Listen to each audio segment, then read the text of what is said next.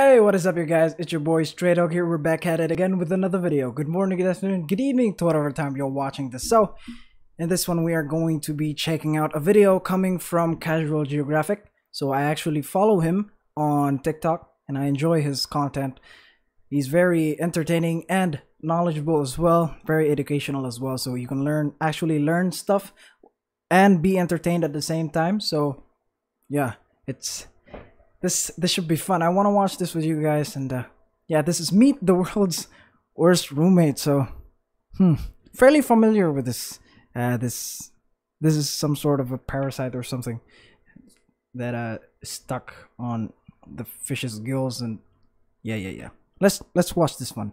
If you haven't already though, please to subscribe to the channel. I'm trying to reach 3,000 subs, so help me with that, you guys. And without further ado, this is Meet the World's Worst Roommate. So that's just like the title for the first video. So more videos are to come in this one. So yeah, let's check this one out. Animal lovers, let's go. If you think you're shit. Yeah. Okay, there we go. Let's go. If you think your life sucks, be glad you're not this fish. Ugh. Oh shit, there's two of them. I thought there was just one. It looks like an alien as well. Like an alien. This fish has a parasite called Simathoa exigua, but its real name is Simathoa exigua. So fairly easy to... It's a tongue-eating louse. And that's because it'll enter the fish by climbing through the gills and crawling into its mouth. Then this parasite cuts all the blood vessels in the tongue until it shrivels up and dies. And this parasite becomes the tongue. For as long as the host fish is alive, the tongue eater lives rent-free in its mouth, either feeding off of whatever the fish eats or straight up living off the blood of its host. Fish use their tongues to help them swallow food, but with its original tongue destroyed, the tongue eater helps keep the fish alive by bringing food down its throat. But honestly, that's the very least they can do. Now the messed up part is, if that parasite dies, then the fish will probably become a pack too, since it won't be able to eat or will starve to past tense. It's the only parasite that actually replaces one of the body parts. Yeah. I thought it was just... So it's... Any fish is fair game for this guy. Fuck's sakes. Of its host, and once it does, it's there for life because the fish becomes dependent on it. Yeah, it's a toxic relationship. To add insult to whatever the you want to call this, if the fish dies, the parasite can always move on by detaching itself from the stub of a tongue and swimming out the fish's mouth, probably to find the next victim to leech off. Like Instagram models with child support. See you, Brittany Renner. So yeah, kind of a dick move. At least after this parasite blinds the shark by eating its cornea, it acts as a fishing lure which helps a Greenland shark catch more food. But the tongue eater hands the fish a disability only to end up as its crutch. Cause just like people, you don't need venom to be toxic as... Okay, let me guess. That's its mouth. That's its nose. This is coming from the ocean, I think? Maybe. We'll see. This is one of the nastiest things in the entire ocean. This is a hagfish, and its claim to fame is that if it feels afraid or threatened in any way, it'll start releasing loads of slime. The idea is that if you try to eat it, the endgame involves choking to death on demon discharge. A motivated hagfish can fill a 5-gallon bucket full of slime in only a couple of minutes. Basically, it's like a...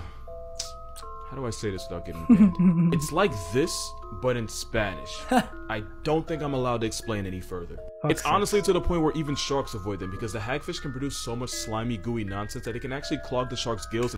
What? Even sharks avoid them because the hagfish can produce so much slimy, gooey nonsense that it This is why you give your girl can actually clog the shark's gills and basically choke them. This is what happens when a car-carrying hagfish gets rear-ended. Because hagfish slime themselves in fear, it shut down traffic on both sides for 3 hours. All while making the roads look like a humpback that just discovered whale hub. That's not even the worst thing about them, because I didn't tell you how this satanic waterworm eats. The hagfish will bury itself into a corpse and eat the rotting, decaying body that was probably laying there for days from the inside out. And as a scavenger with no jaws, the hagfish often enters the body through the softest spot, which is usually the backdoor exit. Yeah, so what happens when the save as draft button is too small and you end up posting some bullshit instead. It just comes straight at me again. Oh, how intimidating is this? Australia? Yes! So apparently there's a lot of people that didn't know we have snakes in the ocean. I'm not talking about your ex at the beach. I'm talking about the venomous, toxic, kill you kind. Yeah, that didn't narrow it down. Nah, but sea snakes are an actual thing. There's almost 60 Weird. It almost looks like an eel or some sort. Yeah. species of them, and after years of plot development, they've adapted to live where they honestly have no business. Because they have larger lungs than normal, some of them can hold their breath for 8 hours. You can clock in for a shift at work and still leave the building before this snake needs air. That's because some of these snakes can absorb oxygen through their skin. Also, these snakes can dive up to 300 feet straight down, because of course they can. If you didn't already know that, this right here is probably the worst possible way to find out. And because that obviously just wasn't enough, some of the most venomous snakes on the planet are actually the ones in the ocean. This is an olive sea snake, and it's toxic enough to put 60 men into God's recently 60? The fuck? deleted. And then you have the black banded sea crate, whose venom is 10 times stronger than a cobra's. They're naturally shy though, so they won't attack you unless you honestly give Naturally shy, huh? them a reason. But when you have the power to put an entire family reunion in the dirt, the least nature can do is make you an introvert. Also, this snake will create an optical illusion that makes it look like it's facing the other direction and swimming backwards. Meaning, if you try to grab one and pick the wrong end, you can go from an is to a was expeditiously. But the Is to a was expeditiously. biggest op of all is probably the Belcher's sea snake. They're not super dangerous because they rarely bite, and when they do, they don't release all their venom. That being said, because it's the most venomous snake in the ocean, they can put 100 men in coffins with one bite. Symptoms after getting bit include muscle pain, tongue swelling, convulsions, and eventually becoming a story on the 9 o'clock news. Now, I could be wrong, but that might have been the snake in this video. So yeah, this is proof that nature does not care about your feelings. This fish is the most Australian f***ing thing ever. Honestly, a middle finger from nature. Most animals have to choose, like you can have... Yeah, I saw this. Yeah, there you go. There's the guy. There's the guy. I saw this already a couple of times, so I know where he is. This is a snow leopard. Yeah. Camouflage like the snow leopard that's looking right at you. Or you can stand out, but only by being toxic like this frog. Or you can be this hellspawn with gills and be both. Because if the stonefish doesn't move, it can cosplay as just another rock in the water. The bad news is, it's the most venomous fish on the planet with dorsal spines as sharp as hypodermic needles. If you accidentally step on a stonefish, those spines will extend and penetrate through your skin. All while injecting you with a life-threatening venom that, if not treated, can turn you into a hashtag in less than 2 hours. This homicide guppy produces toxins that can cause excruciating pain, swelling, tissue death, and everything death. The victim told ABC News that getting stung felt like getting hit with a sledgehammer for an hour straight. And again, if you don't get medical attention fast enough, 60 Minutes won't just be a show on CBS, it'll be your expiration date. Scientifically speaking, that's a dick move. Because you see, most poisonous and venomous animals have the decency to at least warn you before they airdrop you to God's inbox. Yeah. This octopus will flash its blue rings, and the dart frog's bright colors are to warn the jungle senses that touching it means touching the heaven gates. But like a true menace, the stonefish doesn't give a warning. Where is it? Oh, there it is. Those are its spines and shit. Until it's 6 inches deep in your foot. Fun fact, there's 4 of them in this picture. Oh, and because 4? it doesn't give a warning. Okay, 1, then 2. I don't see anything else. I actually don't. There's 1, there's 2. I can only see 2. Until it's 6 inches deep in your foot. Fun fact, there's 4. 1, 2. This one and this one? I have no idea, man. I only see 2 of them in this picture. Oh, and because Australia lives on veteran difficulty, the stonefish can survive out of water for up to 24 hours. Veteran also, its difficulty. venom lowers your white blood cell count, meaning you can catch an infection even after you get treated. All that from a fish that looks like a rock. It's like if stop signs were made in Braille. It's like a red flag, but you're colorblind. Because in Australia, mistaking a stonefish for the first part of its name can get you put under a stone.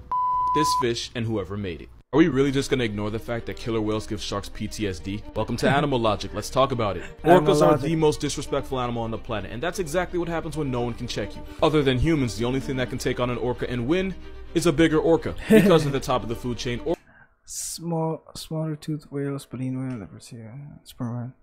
orcas bully the entire underwater census, and they legitimately traumatize great white sharks. If Jaws happens to encounter an orca near their hunting grounds, they'll abandon the area for up to a year. And for good reason. Orcas actually figured out that if they flip over sharks, they can induce tonic immobility, paralyzing the shark while the Bundy dolphins take its liver, heart, testes, and probably its life too.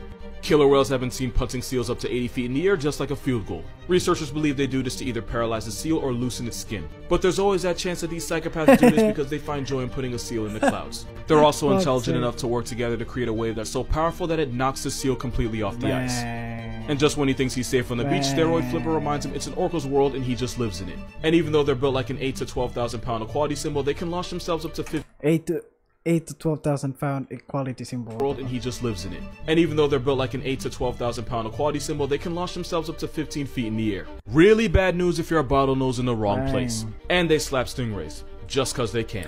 This swimming sociopath is the most oppressive force in the entire ocean, and even though a wild orca has never caused a human obituary, some have started ramming into sailing boats off the coast of Spain and Portugal, damaging the boats and injuring the crew. Considering orcas are one of the most intelligent creatures on the planet, there was 100% malicious intent. And because this ocean Oreo has a range of almost everywhere, a grocery list of almost everything, and their weaknesses only exist in fiction, the homicidal sea panda is truly a cheat code. Killer whales go through menopause, and it makes them the best grandmothers in the ocean.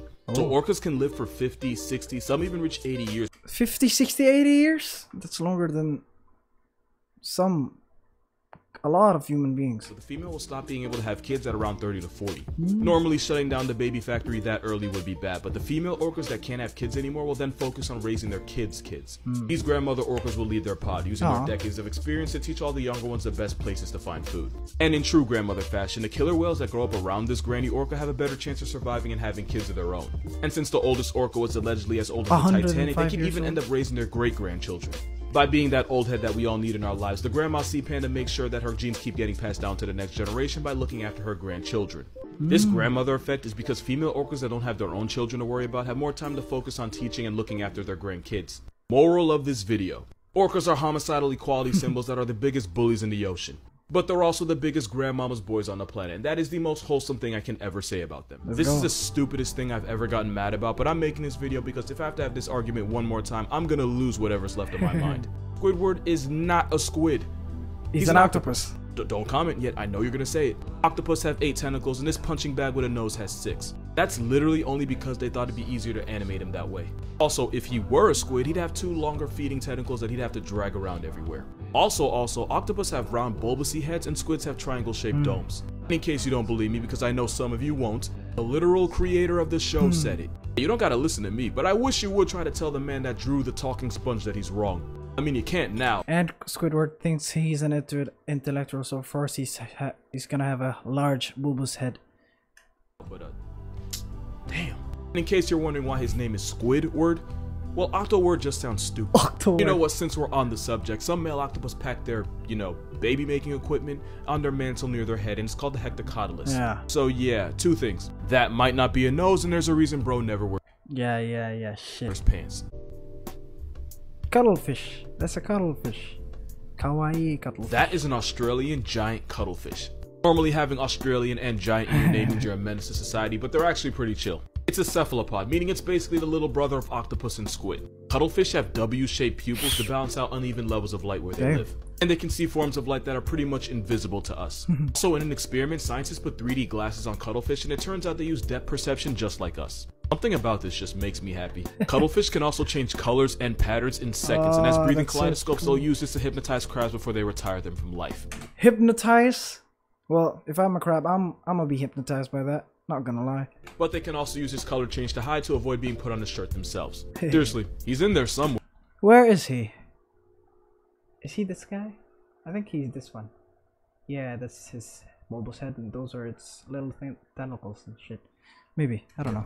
Also, since the males are bigger than the females, some of the smaller males will pretend to be females. By changing his skin pattern and hiding the special arm that only the males have, this crossdresser sneaks past the other guys and then plants his seed in the female when the others aren't looking. Oh. Yeah, they're really smart. How smart, you ask? Well, it turns out they're smart enough to pass the snack test. Y'all remember that TikTok trend where they would put a snack in front of a little kid and then tell them not to eat it so they could get a better snack?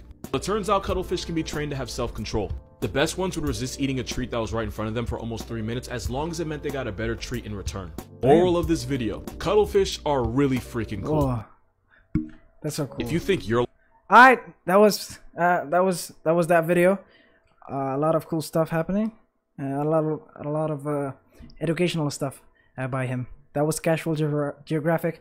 Check out Casual Geographic if you haven't already. Subscribe to my channel if you haven't already. Like, share, comment. Yeah, do all of that good stuff. And yeah, I'll see you next time. Thank you very much, guys, for watching. Till next time, folks. Bye bye.